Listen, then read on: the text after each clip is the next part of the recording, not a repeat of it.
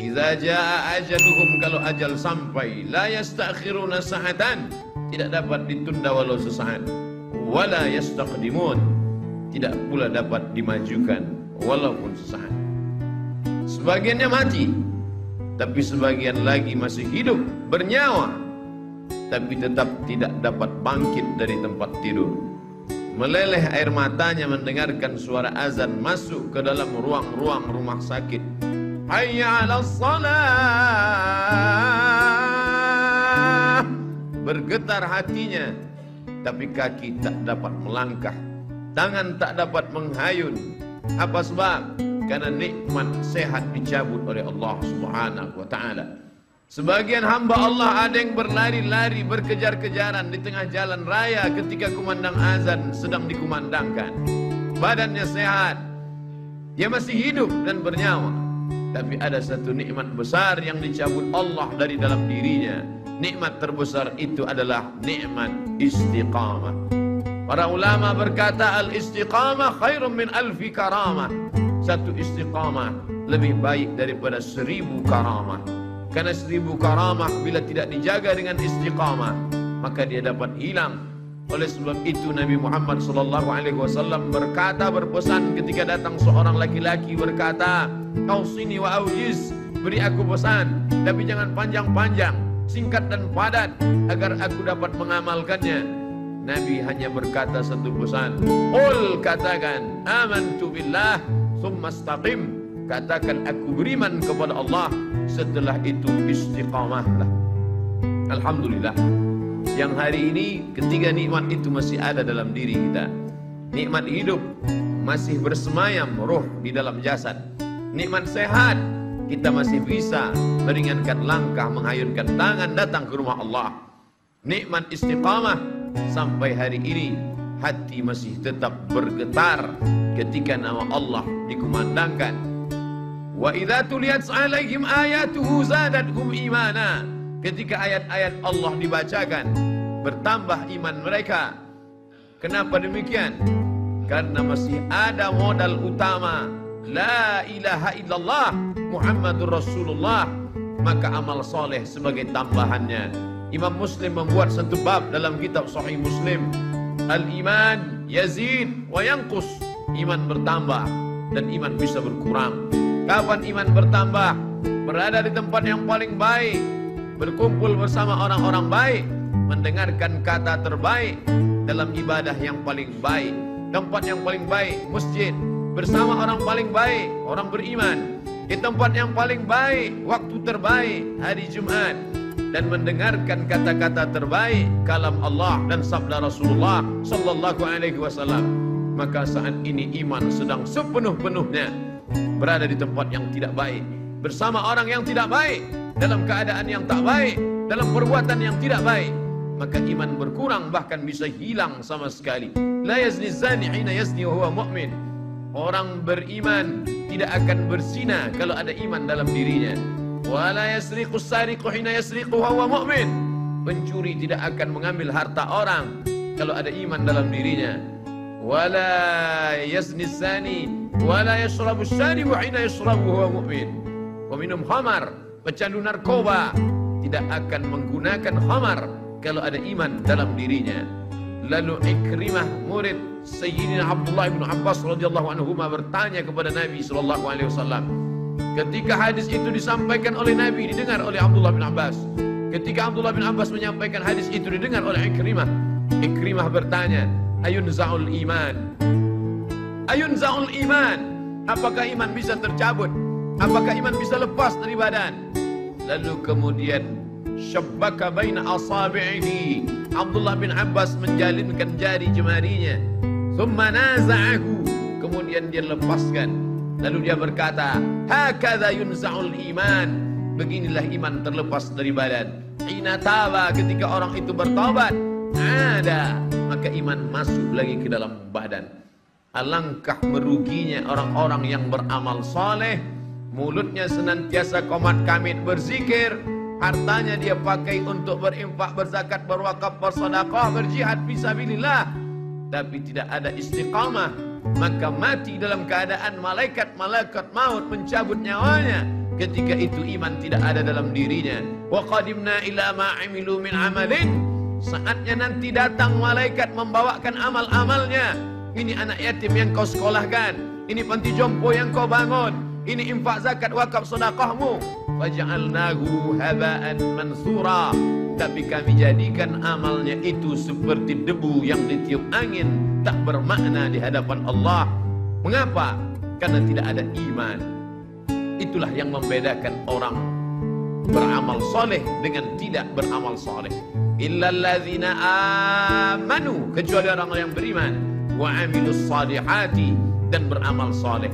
Berapa banyak mereka membangun tempat-tempat sosial, panti-panti menampung orang miskin susah melarat, tapi tak bernilai hampa di hadapan Allah. Balasannya langsung di dunia, di akhirat mereka hanya tinggal menerima azabnya saja. Oleh sebab itu satu-satunya yang menyelamatkan kita adalah iman kepada Allah Subhanahu wa ta'ala. Inilah yang kita tanamkan ke dalam kepala anak-anak kita. Yang sesungguhnya kita tidak pernah menerima anak itu dalam keadaan kosong dan hampa. Tidak ada seorang pun dari kita yang istrinya mengandung 9 bulan 10 hari lamanya melahirkan anak dalam keadaan kosong. Mereka sudah diisi dengan satu program. Karena sebelum roh itu dibawa oleh malaikat ke dalam rahim, roh sudah siap, sudah bersaksi bersyahadat di hadapan Allah Subhanahu wa ta'ala. Wa iz, ingatlah. Mengapa Allah awali ayat itu dengan kata ingatlah? Karena banyak orang yang tidak ingat, mereka lupa. Maka Allah ingatkan mereka, wa iz, ingatlah. Akhadha rabbuka min bani adama min zuhurihim dzurriyyatahum wa asyhadahum ala anfusihim. Ingatlah ketika Allah mengambil persaksian, sumpah janji setia, lalu Allah bertanya kepada mereka semua.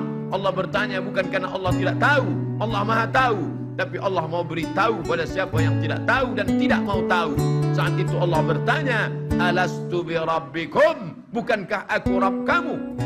Semua roh waktu itu menjawab, bala syahidna, ya kami bersaksi engkaulah Rabb kami ya Allah.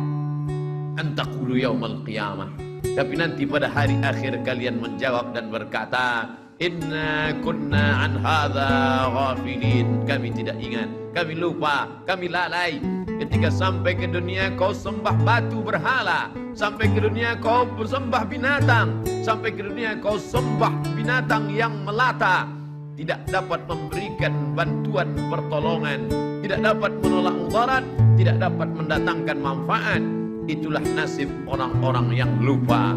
Maka dikirimkan Allah Nabi demi Nabi turun, Adam, Idris, Nuh, Saleh, Ilyas, Ilyasah, Zakaria, Musa, Yahya, Isa, Daud, Sulaiman, Ayub, Zulkifli.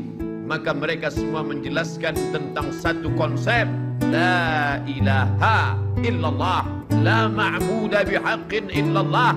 Tidak ada yang sebenar-benar hak untuk disembah kecuali Allah Subhanahu wa ta'ala. La mahbuba bihaqqin illallah, tidak ada yang benar-benar dicinta kecuali Allah. Cinta kepada anak, anak akan durhaka.